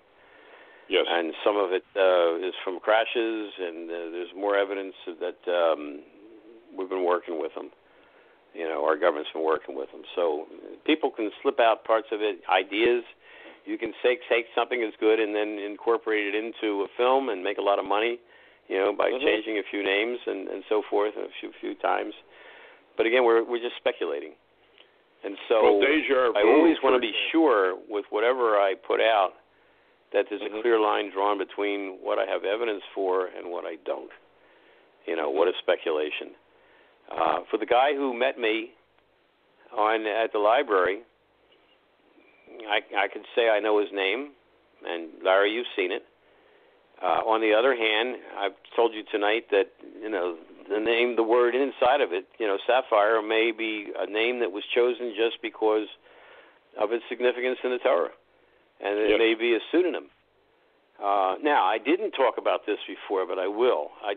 Now, the question was, how could the signal get back to the time of Moses? Because if we're correct that we can only move through, and one of the ways to get through time is in a wormhole, supposedly. And my son and I always have debates about whether wormholes or tachyons are the way to go. But if people didn't have the ability to generate wormholes 3,300 years ago, then the only way a wormhole could be there is if the aliens came to Earth and put it there. That would allow people to then send signals back to Moses. But you got to show that there's evidence for a wormhole back then. And I'm not going to say what it is, but I will tell you that at one point in my life, when I had access to some high-level information, I saw something that might fit in with that idea. And, in fact, they would be a lot more common than people think. But I don't have the answers, and I couldn't take what I saw with me. I do discuss it in my article about Roswell. on the site. So people want to look it up can look it up there. But again, there were other explanations for what I saw that could be natural. And so I could speculate, but I don't know for sure. But I just know that if there was any kind of signal sent back that had to do with Torah rather than God, that would most likely imply the existence of a wormhole back then, and then you have to ask the question of how did it get there. So that gets into the alien idea versus the human or versus the computer, the AI idea. But I think, and then, the reason why I had put the slide last on Ezekiel is because I think it says it all. I mean, it answers a question and answers it in a way that would satisfy scientists, presuming that we actually do live to see, or the scientists live to see, the resurrection. That's what is really needed. So at that point, of course, the problem is it's no longer a matter of faith. It's a matter of observation. And it seems like the way religions are designed, they all want us to have faith. The problem being that they say different things. And so I can have faith in my religion, and you can have faith that, instead of coming for the first time, the Messiah is going to come back. Meanwhile, you have these Muslims have faith in their religion, and they turn around and blow up people all over the place because they don't agree with them. And they do it. They blow themselves up, and they have absolute faith they're going to get 72 virgins. So faith can be a dangerous thing, especially when it's based on something that's not truth. We have clearly in the Bible, early on in the Torah, indications of things that sound or could be interpreted as aliens. So in Genesis 6:4, we have the Nephilim, these giants that were in the world, sons of God, whatever they're called, that came into the daughters of man. We have an interbreeding that's going on. It's discussed of some sort early in. We have Ezekiel sees the wheels, another point, in the beginning of the book of Ezekiel. And these things were flying, and they have what sound like landing pads that are, metallic and polished, brass, that kind of stuff. And the engine, the sound when they fly is like the roaring of many waters. Well, I got to tell you, when a rocket goes up where I'm living, you can hear it. I don't have to be told. If I don't know to go outside or I didn't catch it on TV, there's a rocket launch in 3 minutes or whatever. If I'm sitting in my chair, I will hear what sounds like Niagara Falls or the roaring of many waters outside, and I run outside and I'll watch the rocket go up. The only difference between knowing and not knowing ahead of time is that if I know, I go up and I watch the rocket lift off. And if I have to hear it first, by the time I get outside, the rocket is about 35 degrees above the horizon. And so it's not as impressive at that height as it is when it's just lifting off the pad. But it definitely sounds like, what I hear sounds like what it seems to be described in the book of Ezekiel. So we have that. We have Elijah goes to heaven in a flaming chariot. That sounds a lot like the rocket will take off over here. So we have this stuff is there.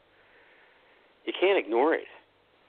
And the question is, what does it mean? How does it all fit in? And that's why I say that, here looks like we are having no problem filling the 2 hours in your show. There's so much that's interrelated, and you really have to look from one area to another. And you have to look at the science, you have to look at the religion, you have to look at the mathematics, you have to look at testimonies of people, what they've seen. A lot of people contact me who claim to have been abducted. Were they? I don't know, but I have them over for dinner sometimes. They'll read my site, and they come to Cape Canaveral, and they'll look me up. Come over here, and we'll feed them, and they'll tell us their story. And some of their stories wind up on my site with the caveat that this is what the guy said. I don't know, or the woman said. I don't know if it's true or not, but this is the story. Here are the common elements from what other people have had to say about similar experiences. So, the problem with our lifespan is there's so much to look at. There's so much to study. And I don't know that 70 years or that 120 years is I don't think it's enough to get it. But I'm doing my best to take a crack at it while I'm around at any rate. And I'm hoping that my son will do his part also, but I can't say that he will. Right now and he was a grad student. He made about $22,000 a year. Even as a postdoc at Yale, they really don't pay a living wage up there. It was about $45,000. His rent alone was $1,715 for a 590 square foot apartment. So now here he is. Oh. He's making close to $100,000, and he's got a nice new house, and he's in the process of filling it with furniture. But he's appreciating the material comforts. Finally, he's seeing some reward for his work.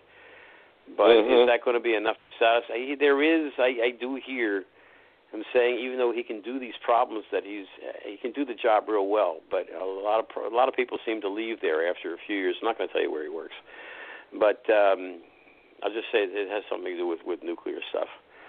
But a lot of people seem to leave because maybe they're not satisfied. It's not providing that kind of stimulation. We do the same thing, even though if you find another way to do it, after a while it can get boring. So, but I'm hoping where he's going to get the great interest of it to make a great discovery, if we are sure that the consequences are not negative. That we'll all be better off. And when I see things like the promise in Ezekiel 37 of the resurrection of the dead, especially for all those people that died horrible deaths in the ovens, 1.5 million kids thrown into the ovens. Can you imagine that? Yeah. Well, the Lord says, "I will repay." Yeah. So if that can be undone to a certain extent, or they can be brought back and they can be made to enjoy life again, that's a good thing. So I would encourage him to do that. Yeah. To help make the decision this time. Go ahead. Yeah. I was just wondering if you had a question for Barry. Yeah, Barry. This is kind of off topic, but I just wanted to ask your opinion. You've done a number of Torah Code matrices that involve Kim and North Korea and a lot of other stuff. Just by looking at those Torah Codes and with some of your knowledge of what's going on in current world affairs with North Korea, does the Torah Code seem to indicate a direction with how this North Korea U.S. standoff or yes, right on the verge of war might lead? It does. I'd published a number of months before the Olympics the fact that it would go ahead peacefully. I didn't see anything in there. But on March 9th, I put in an article up, and you find this under the 2018 current events on artcode.com. Kim to surrender nukes and rockets to Trump. Now, there was a question mark after it. But what the matrix had, the axis term is Kim to surrender. Running into that, it skipped -1 and sharing the letter K or Kuf with Kim is nuke. So in 24 letters, you get nuke, Kim to surrender. And then in the same 3 columns, if you go up and you wind up with a total of 87 letters, is Trump. Now, it's not at the skip of the axis term, but it's parallel to it. It's 3 times the skip of the axis term, so therefore it winds up parallel to it. So you have basically in 87 letters, nuke, Kim to surrender, Trump.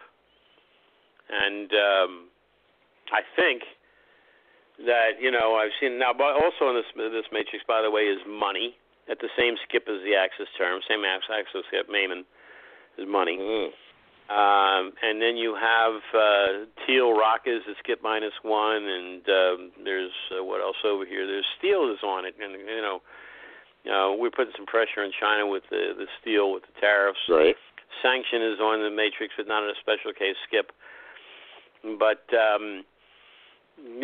Trump has put so much pressure on Korea that he knows what's going on. Now, I will tell you, I cannot say for 100% certain that it's North Korea, but I would say that a sizable percentage lately of my readers trace to South Korea, but they trace to South Korea within, 10 miles, 15 miles of the demilitarized zone.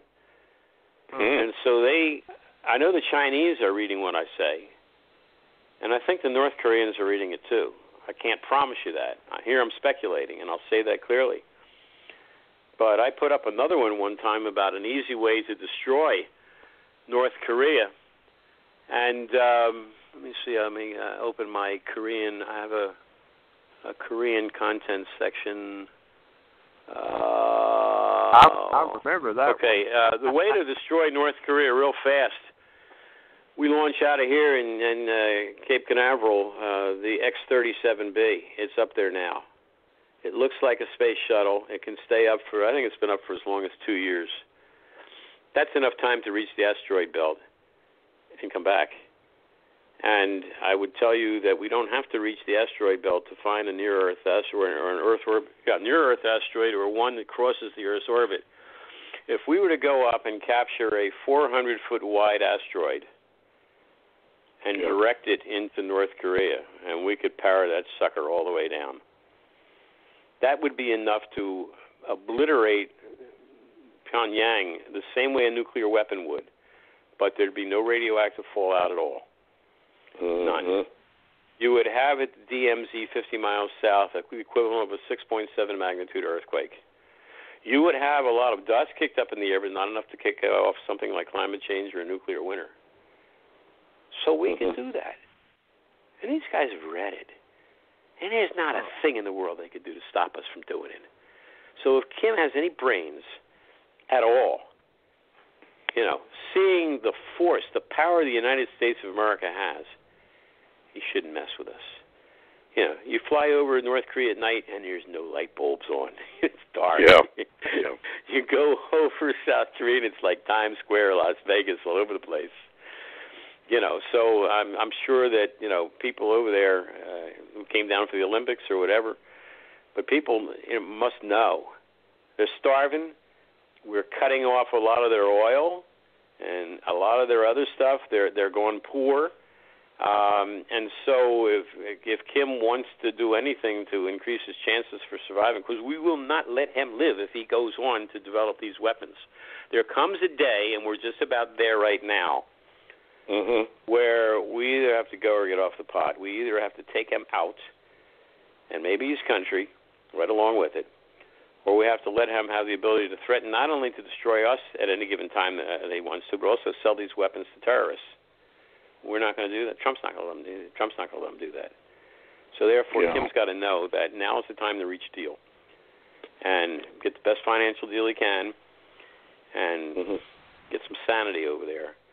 And I think that's how I'll go. Now, there are a lot of things that were encoded with Kim in World War III that I found earlier.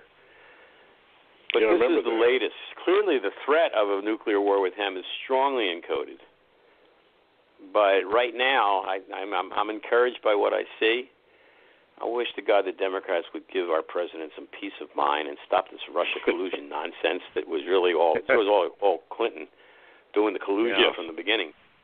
I wish they would just let our president do his job and whatever he needs, support the guy, because we got some serious issues to deal with here. Yeah. And the world is so insane. I mean, even this thing with the Russians bringing chemical weapons to poison people in England. What are they doing? What are they thinking? It's an act of war. So where's it going to go? We have great dangers right now. But one thing, we're getting towards the end of the show. I'll say this much in terms of what I really see in the Torah, and I can't give you one single answer on what's going to happen, because it's like when the Torah says to us, I set before you this day life and death. The blessing and the curse. The blessing, if we do what we're told to do, we follow the laws, we live moral lives. And the curse, if we don't. Actually, the curse is 4 times as many curses in the 28th chapter of Deuteronomy as there are blessings. A lot of curses that are down there. And Christians you've got your book of Revelations in terms of curses over there. But there's a choice. There's free will. And so if I were to tell you that the future is set in concrete, and nothing we do is going to make a difference, because I found this matrix over here and this says it all, then it wouldn't really matter what we do. There's no reason to be moral or not moral. You just do what you want to do, because, hey, it's not going to make a difference. It's all set, like the flood supposedly was set ahead of time. Even though God gets so angry, but, the question is, well, does he have a right to get angry? But on the other hand, I can find matrices that suggest the war is going to occur, and I can see who the players are supposed to be. And then I find things like this that say Kim to surrender. Doesn't mean that Iran will surrender. There's still a good chance of a war there. Unfortunately, our wonderful President Obama, the greatest traitor in the history of the world, gave $151.7 billion to the Iranians so they can make more missiles that say death to America, death to Israel, and develop more nuclear weapons. So that's done. I don't know. I mean, unless we have the arrow of time is reversed, the damage that was done to the world is absolutely astronomical from that act alone. I looked at Tillerson. I don't know if you noticed that today I have a matrix on him and his resignation. And I will pull that up right now. Here you'd have to go onto my table of contents on my site and look for the current events, for 2018. And it's going to be one of the ones on top. I put like 4 things today. But let me see, where is Tillerson? Tillerson fired. So here on this matrix, the axis term is R. Tillerson for Rex Tillerson. At the same skip, but opposite direction, a few columns to the left, is fired. Then we have above R. Tillerson, Pompeo, who was, hired to be the new Secretary of State. And we have below Tillerson, R. Tillerson, is Trump. Below that's Korea. But then we have going directly into the R in Tillerson, the word Russian. And it seems to me that Tillerson, for some odd reason, when he got in as Secretary of State, decided his job was to oppose the President of the United States on everything. And I do mean everything. So we also have Kim on this matrix to skip 1. And it's more significant than Korea because the Korea is far away from the axis term, and the Kim is just a couple columns to the left of it. But, my God, in terms of what this guy Tillerson has done, since he came into office, things get messed up over here. From opposing Trump on the how to handle Iran to being against moving the United States Embassy to Jerusalem, to the Paris Climate Accord, to what we're doing with Afghanistan, are we going to look for victory or not? In Qatar, how we're handling their problem in Venezuela. He's opposed the president on that. On Charlottesville, he condemned the president on what he said for that. And in meddling in the 2016 election, he was also, critical of the president and how things were handled on everything. It's like an enemy. So we need to let the president do his job, and hopefully, we'll have a better world. But we do have the choice. Well, he is doing a remarkable job with all the opposition anyway. Whatever they try, it doesn't seem to work. I'm happy with him. I'm very happy with him. I'm not happy with our Congress right now. I hope that Secretary of Defense Mattis stays with the administration, but I'm beginning to wonder because he seemed to be aligning more with Tillerson before, and the whole Mad Dog thing was going to scare. Maybe he succeeded using his name to scare the North Koreans. I don't know. We'll see how that turns, how that works out. I haven't looked. Well, we got about a minute left. Any last word? Last word, everybody. Have faith, because whatever your religion is, somebody wrote the Bible, and it looks to me like wrote the Torah at any rate. He gave us a lot of answers, but we still have responsibility to make things turn out the right way. We can't depend on one particular scripture that this is the answer for everything. There's 304,805 letters in Torah, and there is an infinite number of ways that the things can be encoded and are. So we do have that free will. We have that choice. We have to make the right decisions. We have to elect the right people, too. Thank you very much, Barry, for coming on. It's fascinating, this time stuff. And Larry, thank you for coming on. And I guess we kind of have to close out here in about 30 seconds. So really appreciate it, Barry. And maybe we should try another one, too, for you. Are you going to be doing more and more on this time stuff? Yeah, I mean, I'm looking at it every day. I generally do research. Starts at about 9 o'clock in the morning and finishes about 1 o'clock in the morning the next day, except for taking some 30 laps we'll in the pool. keep a track. And thanks for coming on. Anyway, good night, everybody, and thanks for tuning in and listening. And we'll see you Friday.